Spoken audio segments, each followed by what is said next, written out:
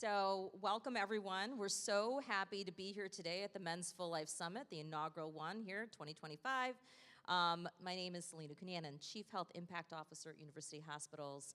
I have come from this to the Chief Health Impact space with a long career at University Hospitals, being a certified nurse midwife. And so as a proud women's health provider, I thought it was really important when Dr. Vince and I were talking about what we wanted to see for this event is to have a session in here specifically around men and how men can be good partners to women during all the phases of life. And so I brought along some of my friends, Jasmine Long, CEO of Birthing Beautiful Communities, Dr. Ayanna Smith, OBGYN generalist in the Department of OBGYN, and Dr. Sally McFedrin, Director for the Center for Women's Midlife Center at University Hospitals. So welcome all of you. Thanks for being with us today. Thanks for having us. So, this is an interesting conversation, and, Sally, we were talking about it, like we normally talk in front of women, right? We always have these conversations in women, so for us, this is a real treat to talk in front of a room full of men. And so, what do we want men to know about women? I think that's the key here. So let's start with, kind of at the beginning, in terms of pregnancy, childbirth, the postpartum, and the midlife experience for women, because we go through so many changes, and we want to make sure that we're letting men know kind of a little bit about all those changes that happen and ways that they can be supportive partners in this space. But let's talk about pregnancy and childbirth. So I'm going to turn to you, Ayanna and Jasmine, and maybe Ayanna, from your experience, what are some meaningful ways that men can kind of show up for their partners during pregnancy and childbirth, both emotionally and practically? Thank you. That's a great question. I think from just a basic beginning standpoint, conversations about what your health looks like as a couple or what your health looks like going into pregnancy is really important. We oftentimes, we don't remember always that it takes two to create a life, and the life itself and how the life is made with the placenta and other parts of physiologic and biologic parts of a pregnancy come from two people. And so it's really important to discuss, like, what are your goals going into pregnancy together? And that involves making sure that as a man, your health is optimized before you decide to start a family or continue to grow your family. That's something that is really important. Everybody puts all the energy and focus on the woman and saying, you need to exercise, you need to eat right, but the same goes for the man and your genetics that are coming from this as well. And then as you walk into pregnancy, I think being a present partner in whatever that means, maybe you can't come to every visit, but making sure, hey, I have questions too. Do you mind asking the doctor these things? Or can I be on the phone during the visit if I physically can't be there? Your physical presence and involvement is just as important as her physical presence and involvement. It's a lot of energy to get through a pregnancy, and everything that you can contribute, it also helps not only just her, but our understanding as healthcare providers on how best to meet the goals of you and your family as she's progressing through a pregnancy. And I think there's some opportunities for us in healthcare to include men in those discussions and in those visits, because I think I often feel like, a lot of partners, when I've gone into rooms and their wife or their partner is laboring, the medical team goes right to the woman, but her partner is sitting there. And so, I always took it upon myself to be like, hi, I'm Selena, I'm the midwife, and, tell me what, just to get to know them. But, like, what are some ways that you think healthcare can engage men more in these kinds of processes? A lot of what we're trying to do in labor and delivery settings, at least at university hospitals, I can't speak for everywhere, is at least in the labor room, really trying to understand who the support people are in the room. So if you are there for a delivery, it is imperative that we involve you, because you're just as important to the team for this person and as anyone else. I think you could also, like, by being physically there, make sure that you feel like you can speak up to the doctors, the midwives, the nurses as well. Like, if they have not introduced themselves, which they should, say, oh, and I'm also this person, and this is our goals, this is what we're doing. People make mistakes and sometimes forget to broaden their view of who's in the room and who's involved, but don't be afraid to speak up and make sure that they know that you're there and involved and interested in making sure the process goes how you and your family want it to be. Jasmine, if you wouldn't mind just telling us a little bit about Birthing Beautiful Communities for people that might not be familiar with your organization and the incredible work that you do, that would be a great start. All right. Good afternoon, everyone. So at Birthing Beautiful Communities, we provide doulas, which are labor and delivery support coaches to pregnant families across Northeast Ohio, here in Summit and Cuyahoga County. And it was great to hear Ayana's perspective, because the number one thing I wrote on my paper when I was preparing for this was to be an active listener. And so what we do with the doulas is provide the ability for our clients to be advocates for themselves. And we have to acknowledge that pregnancy can be a very scary time for families. People may have experienced the loss and feel trauma from that. They may feel scared, and they may not know or feel comfortable asking the questions that they really have a desire to know the answers to. And so it can be very scary to be in front of a doctor, and you don't want to sound naive, you don't want to sound uninformed, and so you're scared to ask something that you might think is abnormal, but they're probably heard it a million times, right?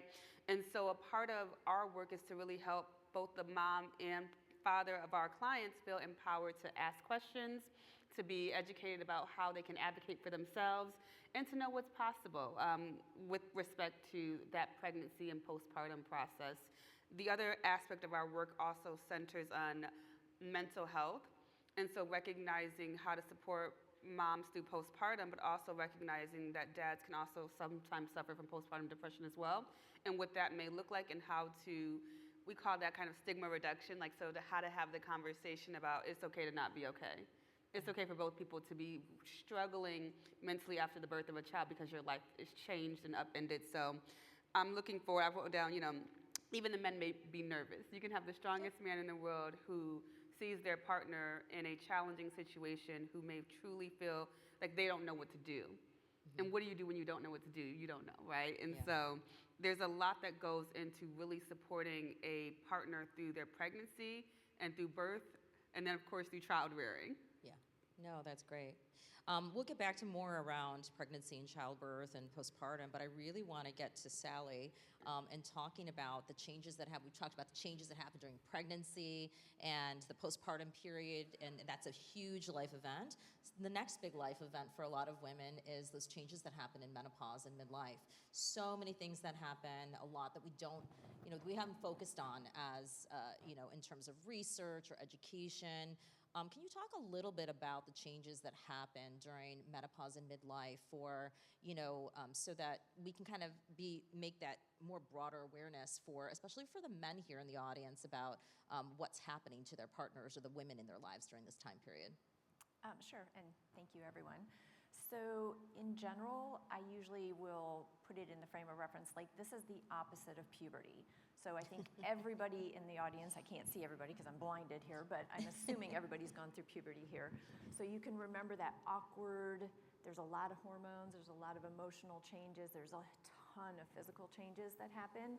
It's the reverse, and it is surprising, and I think what's hard is we all get puberty education as we're growing up in 5th grade, typically that's our sex class, but nobody gets education, men, women, it's universal. Nobody gets education on what happens with the menopausal change. And it can be very abrupt, and it can be very devastating. I hear things from women saying, I don't feel like myself, I feel like I have the devil inside me, I have no control over what's happening. And I think when women don't know what's going on, it is frightening because it's a body emotional change, and that gets put on their partner, their relationships. There's a lot of stress often that happens with the couple because a woman doesn't know what's happening, so they don't know how to necessarily communicate about it. So the best thing that we can do in general is just educating ourselves about what happens. So again, this is the reverse of puberty. So instead of the hormones starting and increasing, now they're going away. So this is accompanied a lot of times, the most common thing you'll equate it to is like hot flashes. You see older women flashing or fanning themselves, they get all of a sudden hot, and it happens a lot more when they're stressed, nervous, they're in a situation they're not familiar with, But it can just happen randomly. It happens during the night. They have sleeping problems. The list is head to toe. So difficulties with coming up with words, brain fog, that's a real thing. They're not just getting older. They can't figure out the words. They might not know your name. And they'll be looking at you and it's like, I know you, yes. And I'm joking. But that's just another part. They're physically exhausted. They're mentally exhausted. They feel like crap. They're having mood swings. They might be very irritable. They might be fine one moment and then yell at you for no reason. It can be very disconcerting.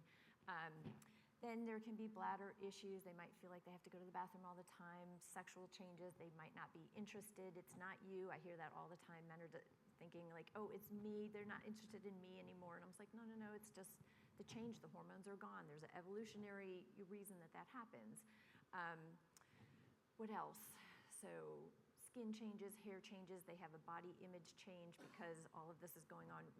There's an increase in putting on weight, not where they want it necessarily, so they're not feeling good about themselves. So just understanding that there's a whole bunch of physical and emotional changes that they really don't have a lot of control over. So again, just being educated to be supportive and just acknowledge that this is happening is very helpful. Yeah. I think, one of the things I reflect on as I'm hearing all of you talk is a lot around communication, right? And, talking to your partner and really being engaged with them and being almost, like emotionally intimate with them, right? Without, not in a sexual way, right? But just understanding what is happening with them and being supportive.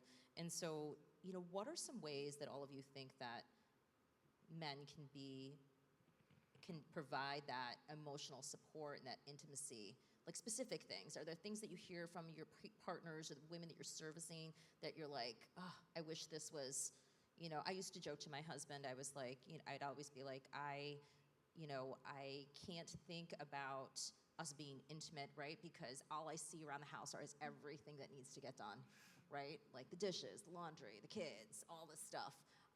And so it's hard to, kind of be out of that space, and especially when you're not feeling like you're going through this reverse puberty, right? But what are ways in which you've heard from your women about ways in which they think their partners can show up for them in that emotionally intimate way? That's a really good question, too. I think when I'm thinking about from pregnancy versus not pregnancy, it might be a little bit different, but there's some overlap. One of the things that comes up a lot is the other children, right? Childcare in general is really challenging, as we all know.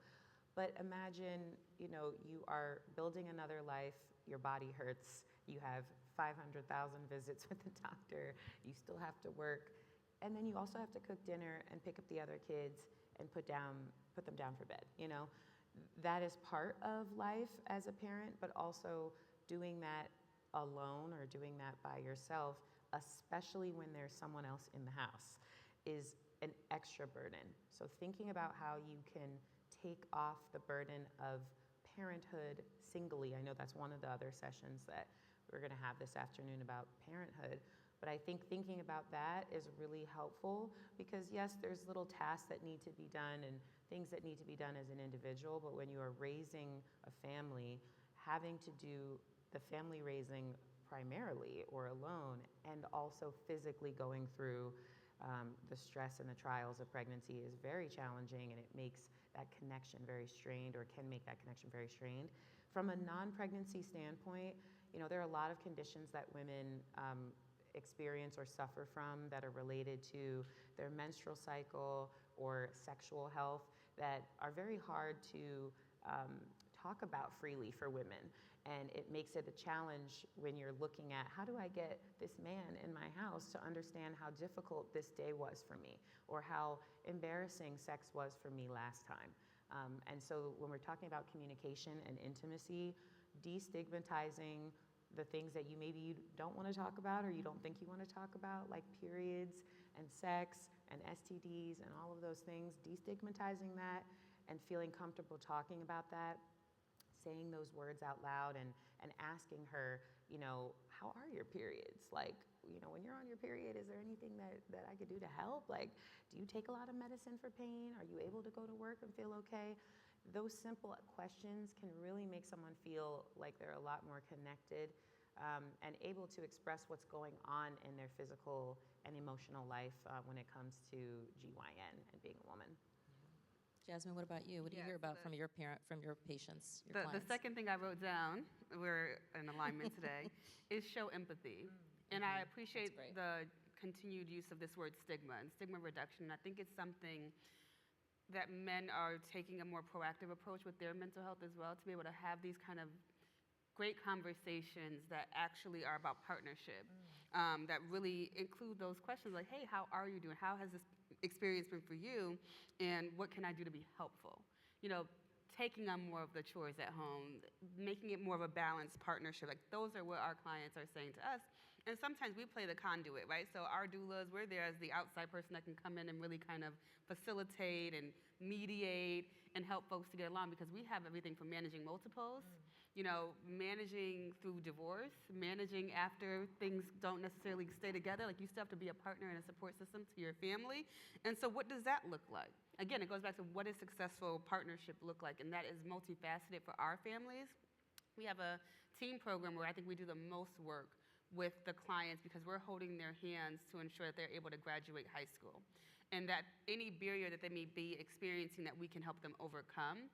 And you have to imagine that parenting at 16, 17, 18 years old is challenging. We're still growing frontal lobes, we're still developing, but how do we teach our individuals how to use their words, how to still advocate for themselves, but to be a support system for their partner? So it is empathy, I think, is again important, in being an active listener and helping, like just truly just helping. Yeah, I know. You know, we're talking a lot about, you know, men and, you know, how they can be best partners to women. You know, you all kind of mentioned in all of your answers, you know, these last sets of questions around stigma, and we talk about mental health, right? I think we all kind of talked about those changes from a mental health perspective that happen during these different phases of life.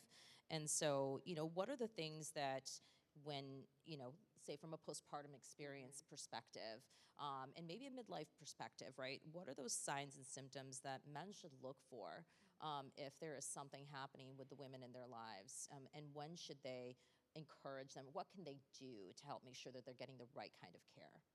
So, I mean, Ayana, do you want to take it from there, and then we'll switch? Yeah, from a postpartum perspective, you know, after pregnancy, there is some expectation of, if you've ever heard the term baby blues, you know, that some strong emotions that maybe aren't really even sadness, but can be tearfulness and just feeling unlike yourself, that there's a period of time where that is actually normal and to be expected. The things that I think you can look out for, and this probably bleeds out to other parts of life, at just not pregnancy even, but extended periods of lack of interest in things that she really always liked to do. You know, if she's somebody that was reality TV buff, let's say, and all of a sudden TV is uninteresting, she's not into it, right? Or she really liked going out to eat, she won't accept going out to eat on all of your invitations. Having a hard time sleeping, that's really hard in postpartum to identify, because you're always up with the baby. But if you're struggling with getting restfulness, even when it's appropriate, when it's time to lay down, you can't get to sleep or stay asleep, crying, sadness, feeling of hopelessness, those are things to look out for. These are things that if you know your partner, or if you know your sister, you know your mother, and they're not characteristic behaviors of who this person is, that would be a time to say, hey, I've noticed this in you, and I think, you know, at least talk to me about it. And if you feel comfortable, maybe we should bring this up to your doctor. Maybe we should bring this up to a trusted leader that we have, our pastor, you know, your friend, anything like that. Having someone identify the problem and at least bring that woman into you, might make it a little easier for them to admit, like, okay, yeah, this has gone too far, and I really am not myself. So thinking about how the person you know is not behaving like themselves is probably the best way to identify if you're worried about them from a mental health perspective. And there was physical signs, I would say, in the postpartum as well. So if you knew your partner always kept the house immaculately clean, right? So to Dr. Smith's point, there's a normal sense of chaos that comes with a baby, but if you notice that your home is unkept and your wife is overlooking something that she would never normally overlook, those are when you might start to ask some questions around like, hey, is this normal? Are you okay? What's going on with you? In order to try to assess that situation, you really have to be, which is again, why it's important to be tuned in with your partner, because you have to understand the nuances in her words, the changes in behavior that could be associated with the childbirth, but that could also be associated with a perinatal mood disorder. And so it's very complicated. No one woman is the same. No one pregnancy is the same. And every experience is different. And so how do you navigate through those moments as well? In pregnancy, what I think is important, because my work is centered on reducing infant mortality, and we have a big infant mortality crisis, and infant mortality is classified as an infant that took a breath. Whereas miscarriages and stillborns are not included in the infant mortality rates. And I'm making that distinction because a lot of times moms may be going into a situation where maybe they've had 2 to 3 losses, and whatever that may mean in those 3 categories. And so they're petrified of anything happening during their pregnancy. So they're walking on eggshells, they're scared, they're depressed, and they may need additional hand-holding. So understanding that, whatever that loss was, it means something for you and your partner. And so she may be a bit more vulnerable. She may be a bit more in distress. And how can you, to your point, have a trusted person to speak with about that? Yeah, sure. Sally, what about during midlife? Yeah, I think I just wanted to reiterate what you had said, how communication is so important. And all of these events, whether it's pregnancy, having postpartum, midlife, but any life event like losing a parent, like that communication is so important. And trying to develop the communication skills ahead of time. And sometimes that is asking your partner, how do you communicate during a stressful situation? What do you need from me during a stressful situation? Kind of practicing that beforehand, if you can have the time and the foresight to develop those communication skills beforehand. I know in midlife there's a lot of women who going through have the emotional changes, the mood swings, and it's a venting and realizing when a woman needs to just vent and have an active listener, or actually just a passive listener, versus somebody who needs to actually help. But establishing that ahead of time. But it's also, the woman needs to know, I just need to get this out, versus I need your opinion, I need some help. So again, trying to have that conversation ahead of time, or sometimes that doesn't happen, but developing those communication skills and really getting a sense of, being able to ask, do you need me to listen? Do you need me to help? Do you need me to, do something for you? But being that willing partner to be able to help them however they need. I think, when we're talking about mental health especially, we talk about how men can be good partners, but really no one can be a good partner. It gets back to that analogy of in an airplane, right? You have to put your oxygen mask on first and then help others around you. So, even as we're talking about mental health, that's why I think it's like events like this Men's Full Life Summit, for men to focus on their own health and their own wellness and their own mental well-being is such an important part of showing up as the best partner that they can be in their lives. Talk to me a little bit about what you think about that, or think about how, it's so hard for men to kind of focus on their own needs sometimes in terms of their own health. How do you think we can get over that, stigma in terms of making sure that men are taking care of themselves as well? Well, I think that's a part of why community is important. I think so often women drive men in our lives to get the health care that they need and deserve. So that's a part of it. But as you were asking the question, I really think about the experiences that men have that they don't always get to process, talk about, or because they're so focused on being strong, that they don't have the belief that their pain is real, right? We think about medical gaslighting, we think about stuff like that. But when your partner is in that labor and delivery and the decision is being made that an emergency C-section must happen, your priority is your partner's health and well-being. But you're also nervous because you may not be fully aware of what is happening.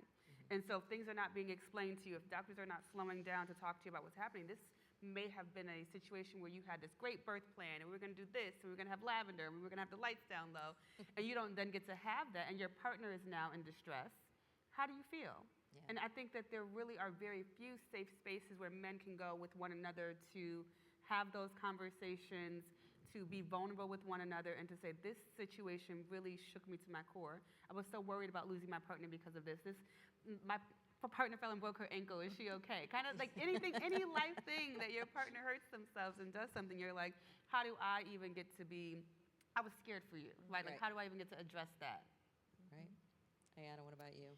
Yeah, I think, that's a really, it's a tough question because I think Jasmine's correct. A lot of times, if you think in your own family or your own life, you probably had a woman who was making sure from infancy on up that you went to the doctor, you went to the dentist, you had good food on the table, maybe you got a gym membership, all of those things. And I think maybe what, men can try to do is get some inspiration from the women in their life too about how they are managing certain things. I think thinking about like, if your wife comes home and says, my doctor recommended that I go see, endocrinology for my diabetes management, and I hadn't really thought it was that bad, but my blood sugar is, I guess, pretty high.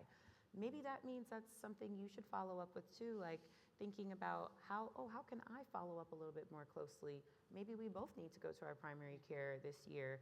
Maybe we both need to go on walks after dinner and improve our physical health. And hey, she goes to the therapist, and I know I always said therapy is for losers, but I'm going to go to the therapist this year, right? Like, take the lead back, from what she's leading you. I think that's also a really interesting strategy that might be helpful.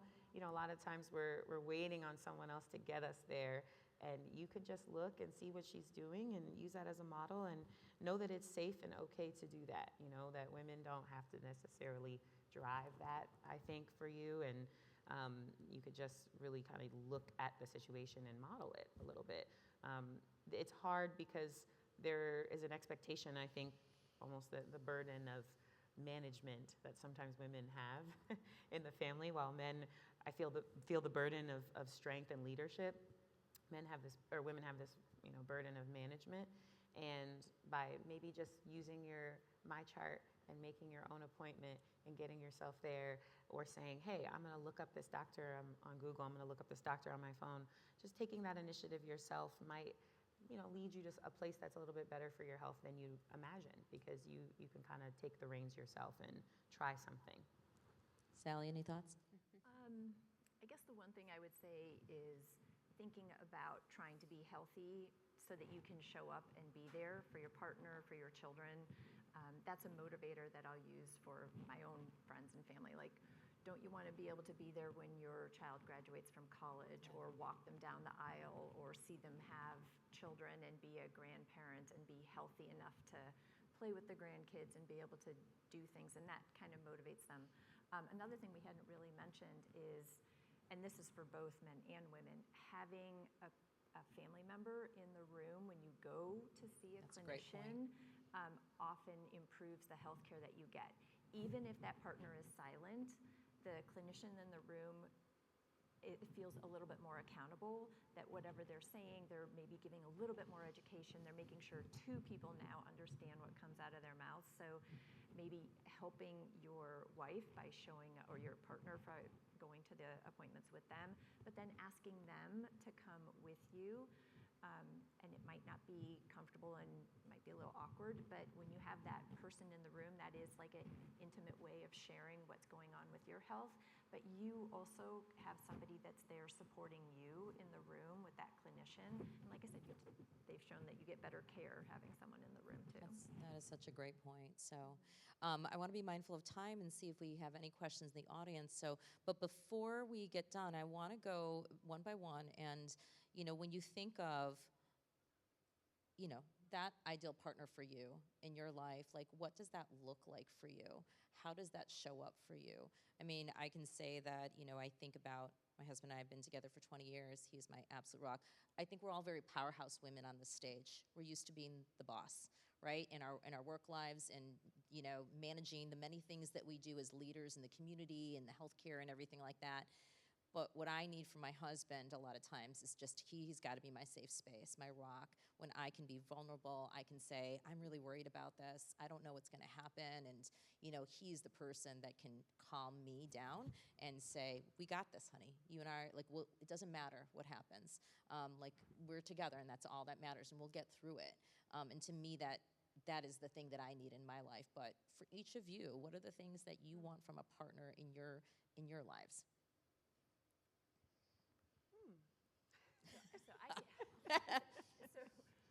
I work with couples a lot in a different space. And so for me personally, communication is key. And just what you just said, I have very often gone to my partners like, okay, I'm having a stressful situation and this is what I need. And they will respond with, okay, what do you need to do in the next 2 minutes? What do you need to do in the next 5 hours? What do you need to do in the next week? Take 2 minutes, think about it. If you need to, write it down and breathe. And I'll get this affirmation. The other thing is, he will say, is like, I acknowledge that you are a badass every day. And that I am taking care of 10,000 things. Yeah. And I think just that acknowledging that I sometimes don't know if I'm coming or going because I have 10 meetings, I am going out of the country, and he will just say, yes, you're a badass, you can do it. Yeah. So. Yeah. I think probably, I mean, you're right. I'm a very independent individual, and I don't really need. No, that's not true. That's not true. That's not true.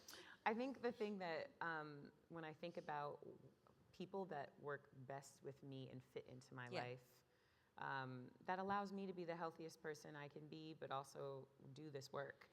I don't like when people are so rigid that we can't change. Every day we experience things we've never experienced before, whether that's in our health or in our profession or with our friends and family and our love life, whatever it is. And you don't actually know who you'll be tomorrow. And the ability to adjust and change and accept when you've been wrong, accept when you need to change the strategy of what you're doing in your family or in your relationship or with your health, that is the most important thing to me, because there's no way over a life course as a woman, I'm going to be the same person that I was last year. And so I don't want my partner, I don't want a man to feel that they could be the same as they were last year either. There's a lot of growth that happens over our life.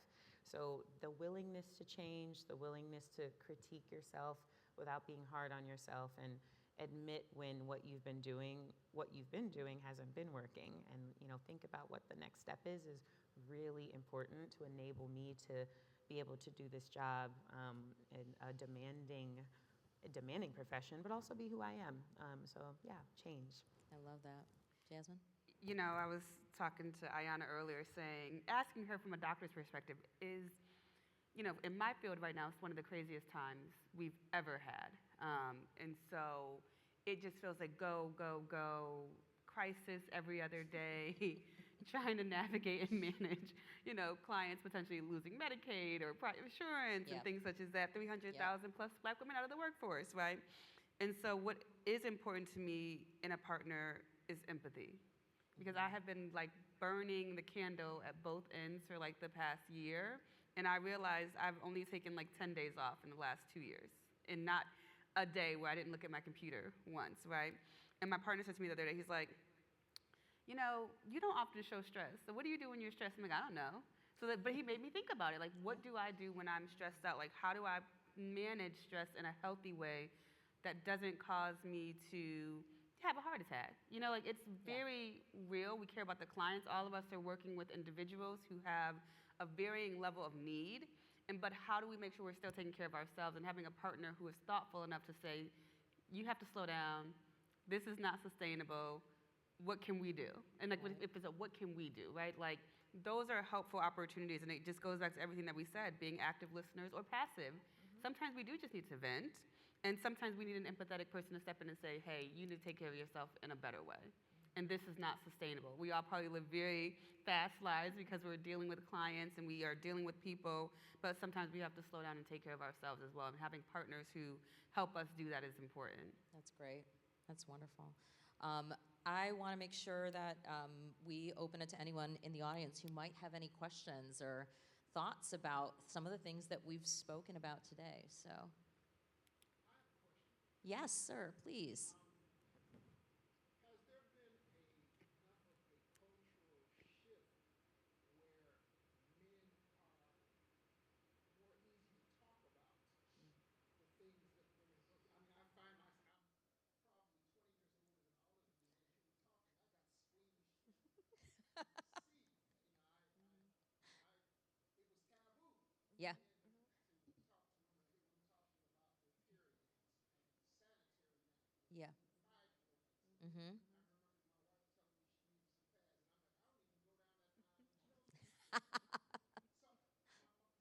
So, but my question is, has there been enough of a shift in our culture where it's more open to talk about things, and are men more receptive about talking? Yeah. Has there been a cultural shift enough where men are more receptive to talking about things in terms of women's health? Because it is a little squeamish for men, and it's generational too, right? What do you guys think? I mean, what do you think? Well, think about the conversation that we were at my house for dinner a couple of weeks ago. Yeah. And one of our colleagues was there, and she was explaining how her daughter had a red party. She's in middle school. They had a party to celebrate all the girls got their periods, and they were excited about it, and they were sharing it. And they Yeah. were not ashamed to have their periods, and they're talking to it with a young boy. So that is something that I think is a helpful shift in the narrative and conversation. I thought we were like, they had a party for what? Like, but they're, because back in my day, you got your period, you put that thing around your waist, and you went home for the day. Like, you didn't go talking about it. So I think that there is a shift in what we find as less taboo because we are women. Yeah. I mean, this is happening to us. It has happened to us from the beginning of time. It will continue to happen to us until it doesn't. And then those are nuanced conversations as well. So I can see that in the middle school with them even being able to have parties, and all the girls are like, we're so proud because we all have our periods now. Yeah. So, and I was like, okay, girls. I can talk from a perspective of raising men Mhm. because I have two young men in my life. My oldest just went off to college, right? And my other one is in 8th grade. And how we use correct body parts. My my little one went to his kindergarten. I went to the parent-teacher thing, and he said, she goes, "What does your mom do?" And she goes, "She helps babies come out of vaginas." And I thought, and I didn't, she goes, "They do, don't they?" But, like making sure that we're educating young men about this is nothing to be embarrassed about, that we need to use correct body parts and everything like that. I think in terms of even just talking about in terms of marriage and relationships, like we talk about mental health a lot, my husband and I, right? About how we're both doing, like what are we struggling with? How do we support each other? All that kind of stuff. I do think it's a little bit of a taboo thing for men still, but I think that's why these kinds of events and talking about these things and having a place like Cutler Center for Men to kind of go and talk to and create community is a really great way to kind of get over those kinds of taboos. So, yes, sir. So, I have a question. So, we're talking about pregnancy and partners. So, I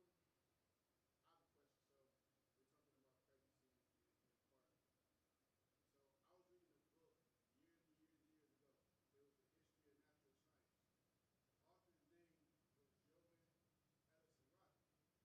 I've been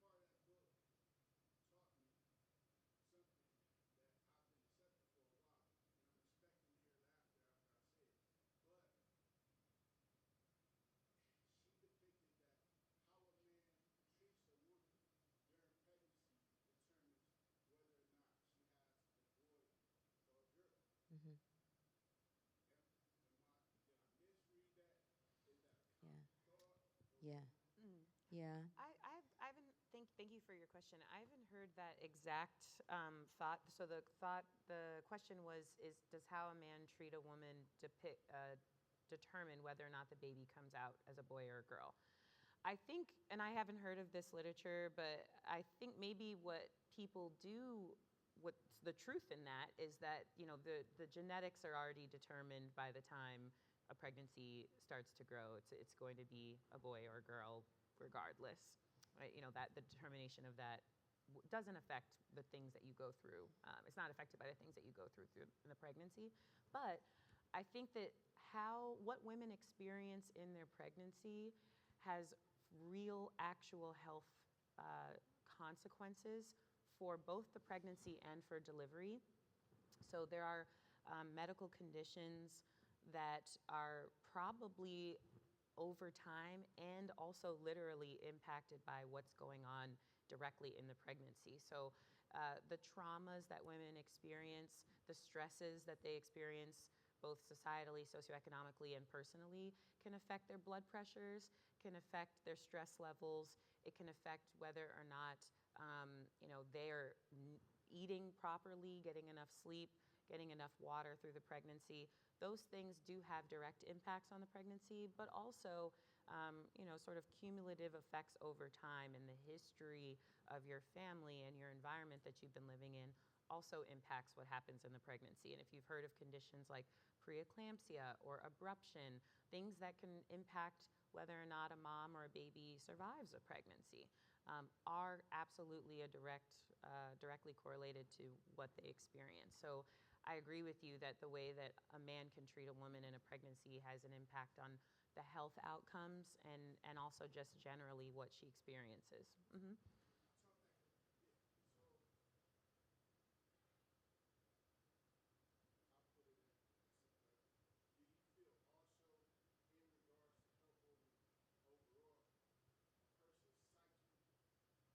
makeup, also depicts how their biological, their scientific health,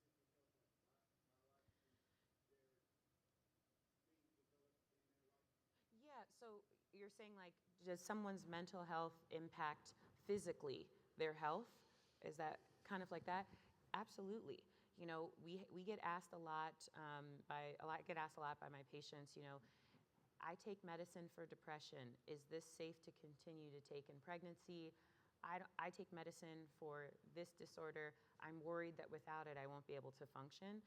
It's our priority as the caretaker of this woman to judge the risks and benefits of how to balance your mental health and make sure that you are as stable as possible to be able to take care of yourself and your baby, but also balancing the health of the growing baby. And you're absolutely right that if somebody is coming into a pregnancy unstable, that it can have some impacts on how the pregnancy progresses, and certain medicines or illicit medicines that people might be taking can also impact the pregnancy. So talking to your doctor or your midwife about how best to optimize your pregnancy even before you get pregnant is ideal.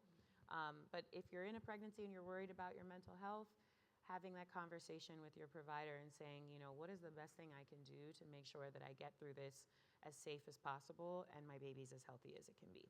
Yeah. Any more questions? Yes, sir, right here in the middle. Yeah. First, thank you so much for the information you all are sharing. I'm interested in the phases of sort of life phases that you all talked about with, pregnancy and postpartum and menopause. I work with executive women as a coach, and I've had two of them in the last week who talked about perimenopause. So these are women who are in their probably late 40s, 40s, yeah. 50s. So there's something between what you're talking Yes. about. Yeah. I'm realizing that I'd love to understand a little bit more of that. Yeah, that's a great, just kind of basic baseline about perimenopause and menopause. So menopause is just a biological definition. It just means that the woman has not had a period for 12 months. What's happening on the inside is their ovaries stop working. So you can imagine what happens if your testicles start working, right? That would not be fun. So their ovaries stop working, and that is then until they die. So that is just a phase of life forever. Perimenopause is the in-between phase where they may or may not be getting their period. It's kind of a crapshoot whether or not they will wake up and bleed or not. And then that's when they a lot of times are symptomatic, having the hot flashes, the mood swings, trouble sleeping, irritability, joint pain, etc. So the perimenopause that's the unsettling phase, because that's when you don't know what's going on. Yeah. And that can last on average 4 to 7 years. And for Black women, unfortunately, 10 to 11 is average. Yeah. It's a long time. Sir, right here in the purple tie. No dumb questions. So I saw something on TikTok Oh, dear. not too long ago. It's kind of since we're on male and female conversations.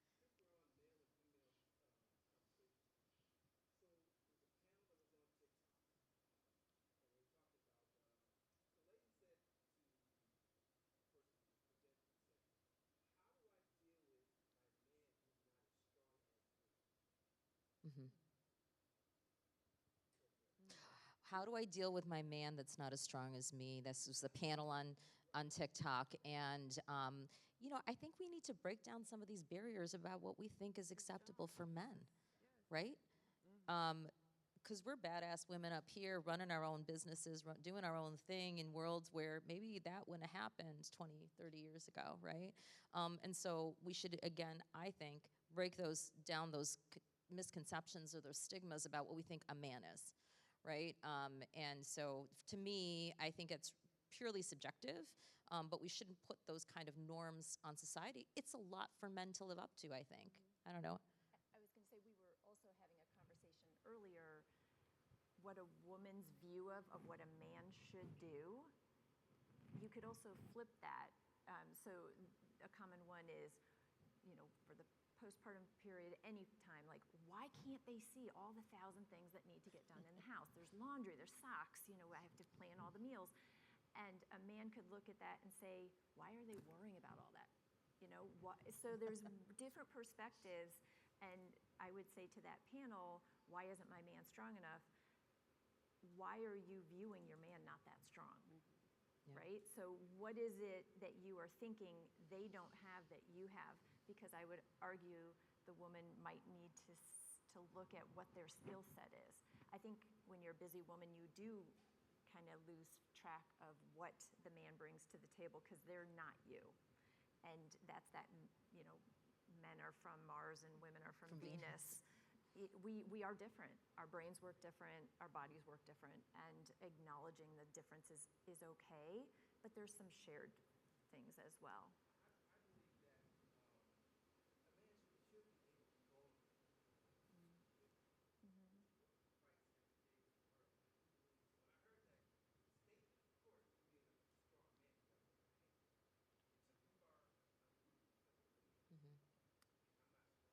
Now, that's why I wanted to get your, because I see all y'all all badass women. I recognize everything you've done. I'm a doctor myself, so I feel pretty confident about myself. Yeah. So it was kind of took me by surprise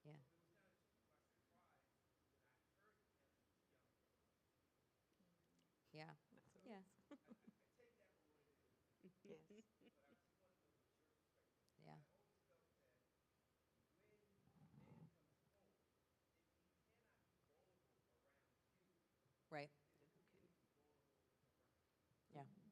So Absolutely. that's why I wanted to get your perspective of that and kind of put it like that. Yeah. And I No. think, Selena, it goes back to the idea of what is strength, because maybe I'm good at A, B, and C, and you're good at the D, everything else, and that's how we can make a relationship work. Like, relationships are partnerships, and I think that we have to remember that, as with friendships, as with anything, everything is about the right pairing, matching, and also, as badass women, being soft, so being vulnerable with your partner so that they feel comfortable being vulnerable with you. So it Yeah. really is about, a lot of this is tied back to emotional intelligence. I mean, Yeah. we are professionals, so we can think in those terms, but it's truly emotional intelligence to be able to say, I am going to regulate myself and think about another person in the same way I would want them to think about me. Yeah. I think that's a great place to end on. I want to thank my incredible friends and panelists here today for such a wonderful conversation. And thank you to the Men's Full Life Summit for having us here today. Thanks so much.